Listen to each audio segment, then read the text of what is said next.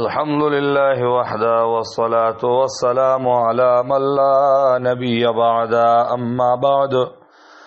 باب التواضع وخفض الجناح للمؤمنين قال الله تعالى واخفض جناحك لمن اتبعك من المؤمنين کتاب شروع ریاض الصالحین دید نمخ کی پاغی کی اویا بابون تیر وطل دا یو اویا باب دی دا دی باب مقصد داره چی عاجزی کول او خاص کر مومنان سره ځان نرمول او خرسانګونه ښکته کول معنا هغوی ته عاجزي کول او نرمي او طرز پې کول لکه څنګه چې د الله د پیغمبر دا صفت او الله ورته امر کړی نو باب التواضع باب د بیان د عاجزۍ کې و خفض الجناح المؤمنین ښکته کول د وزرو مؤمنانو ته قال الله تعالى وی الله تعالی واخفض جناحك حقتك خبر وزیر پیغمبره لمن اتبعك چاته چې ساده بيداری کړه من المؤمنین د مؤمنانو نه سمانا نرمی ور سره وکا عاجزی ورته وکا سورۃ الشعراء وقال تعالى وی الله یا ایها الذين آمنوا یا کسانو چې ایمان راوړل دي من يرتد منکم سوق چې واوړي د تاسو نه دین خپل دین نه تکبر لیو کړه اسلام نو وخت د مرتد شو پروا نشته فسوف یات الله عذر د شراب ول الله بقوم یقوم يحبهم الله بمحبت کې يحبون دوی محبت کې د الله سره اذلت علی المؤمنین نرمی کونکي مؤمنانو باندې عزت علی الکافرین سختی وکي کافرانو باندې سورۃ المائده دا ایت دی لفظ د بار راوړ چې اذلت علی المؤمنین مؤمنان سره نرمی کول عجزی کول وقال تعالى وی الله یا ایها الناس خلقوا انا خلقناکم یقینا من تاسو پیدا کړی من ذکر و انثى یو نارینا یو زنانه نه وجعلناکم غرذول من تاسو شعوبا واړه خاندانونه او قبایل او غټي قبيلي لتعارفوا تعارفوا کوي صرف یو بلو پیژنه دکه ان اکرمکم عند الله اتقاکم یقینا عزت من ساسونه د الله په نزد تقوادار دی معنا څه چې یو آدم السلام نه الله ټول پیدا کړی ټول انسانان نو تکبر لوی تاسو ولې کوي چې باز ځان لوی غني او بعضی خلک ذلیل او کمزوري غني او دا نسبونه چې الله ګرځولي واړه نسبونه غړ واړه خاندان غړ صرف تعارف د پاره دی حدیث کې ذکر دي چې خپل نسبونه دومره یاد کې چې تاسو خپل سل رحیمی پاغه باندې پالای دا د سورۃ حجرات آیات دی وقال تعالی وی الله فلا تزکوا انفسکم پاکی مبین او خپل نفسونو دغه هو اعلم بمن اتقى الله خبر باچا چې تقوا کوي تکبر لوی او ځان پاک غنل او فخر کول دا مکوه چې تقوا الله تعالی معلوم دی وقال تعالى وي الله ونادى اصحاب الاعراف आवाज وكعراف ولو دا ونادى आवाज وك اصحاب الاعراف عراف ولا رجالا سسړو تعرفون دوی په پیجن بي سیما هم بخازنه خدا وي سره قالوا دوی بوي ماغنا عنكم جمعكم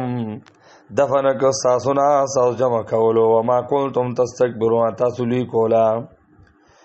دوی با جهنميان ته ویل کې سورۃ اعراف کې الله تفصیل ذکر کړی دی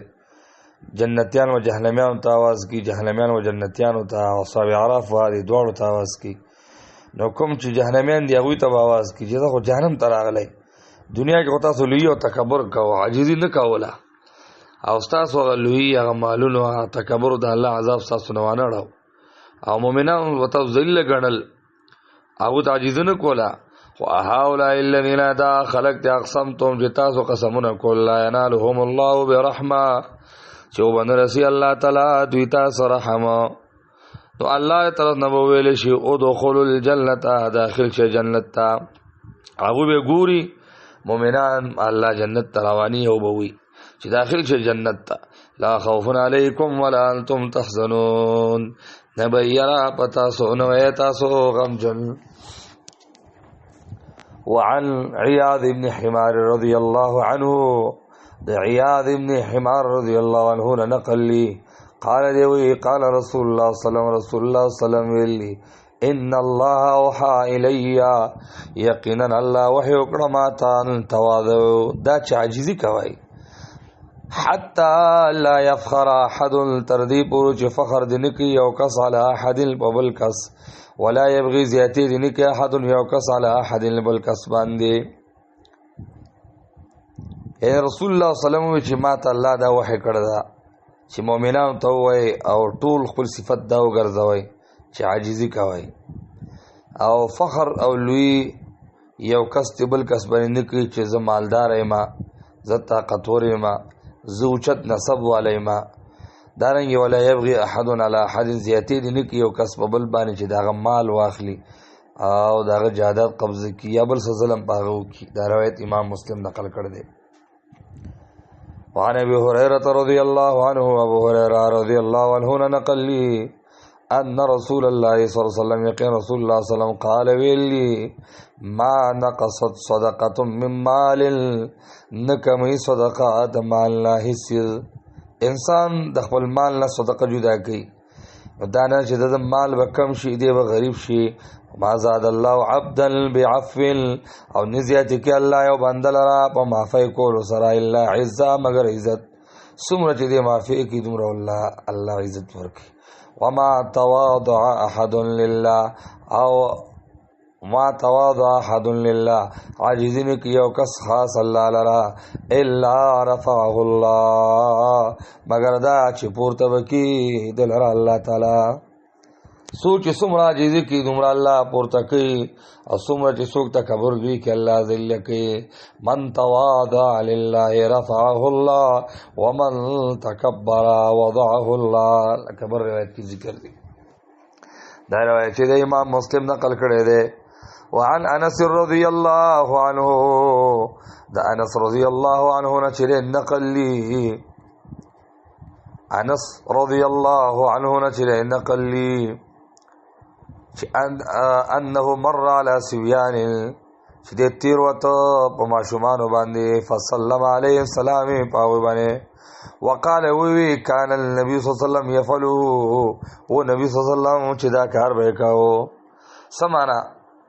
چې ماشومان یو ځای کې لوي کې او ناس انسان راشي پاوي سلام وي لکه اکثر خلک د خنه ګڼي او بد ګڼي